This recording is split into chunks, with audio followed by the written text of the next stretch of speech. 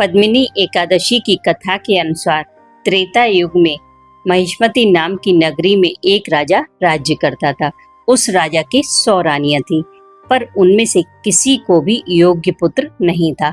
तब राजा ने सम्मान पूर्वक ब्राह्मणों को आमंत्रित किया और पुत्र प्राप्ति हेतु यज्ञ करवाए, किंतु सब व्यर्थ रहे। अंत में दुखी होकर राजा तप के लिए वन में चले गए। उनकी एक रानी, जो राजा हरिश्चंद्र की पुत्री प्रमदा थी, वह भी अपने पति के साथ गंधमादन पर्वत पर चली गई। उस स्थान पर इन लोगों ने कई हजार वर्षों तक तप किया, किंतु सिद्धि प्राप्त न हो सकी।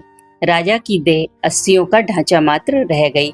यह देखकर प्रमदा ने श्रद्धा पूर्वक महासती अनुसुईया से प्रश्न किया कि मेरे स्वामी को तप करते हुए हजारों वर्ष व्यतीत हो गए हैं, किंतु अभी तक प्रभु प्रसन्न नहीं हुए हैं जिससे मुझे पुत्र प्राप्त हो सके। इसका क्या कारण है? प्रमदा का प्रश्न सुनकर देवी अनुसुईया ने कहा कि अधिक मास में 2 एकादशियां होती हैं। इसमें शुक्ल पक्ष की एकादशी का नाम पद्मिनी तथा कृष्ण पक्ष की एकादशी का नाम परम है। इनके जागरण तथा व्रत करने से तुम्हारी इच्छा पूर्ण होगी। तत्पश्चात देवी अनुसुईया ने व्रत का विधान बताया। रानी प्रमदा ने देवी अनुसुईया के अनुसार एकादशी का व्रत एवं रात्रि में जागरण किया। इससे भगवान विष्णु उस पर बहुत प्रसन्न हुए और वरदान मांगने को कहा।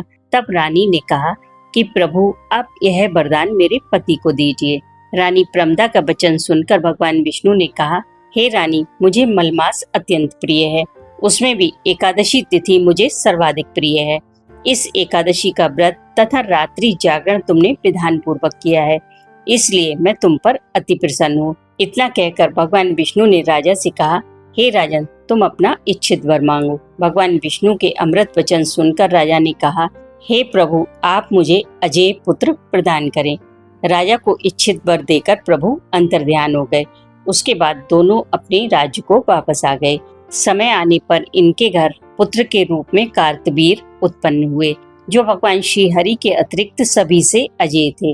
कार्तवीर ने रावण पर भी विजय प्राप्त कर ली थी। यह सब पद्मिनी एकादशी के व्रत का प्रभाव था। जो मनुष्य इसका व्रत करता है, उसकी सभी इच्छाएं पूर्ण होती हैं। इस कथा का सार यही है कि ईश्वर सर्वत्र है। वे दुष्प्राप्य वस्तुओं को देने में भी समर्थ हैं, परंतु प्रभु को प्रसन्न करके अपनी इच्छित वस्तु प्राप्त करने का मार्ग मनुष्य को स्वयं ज्ञात करना चाहिए। अधिक मास की एकादशी प्रभु को अत्यंत प्रिय है। जब तप से भी अधिक प्रभावशाली इस व्रत के द्वारा मनुष्य दुष्प्राप्य वस्तुओं को भी प्राप्त कर लेता है।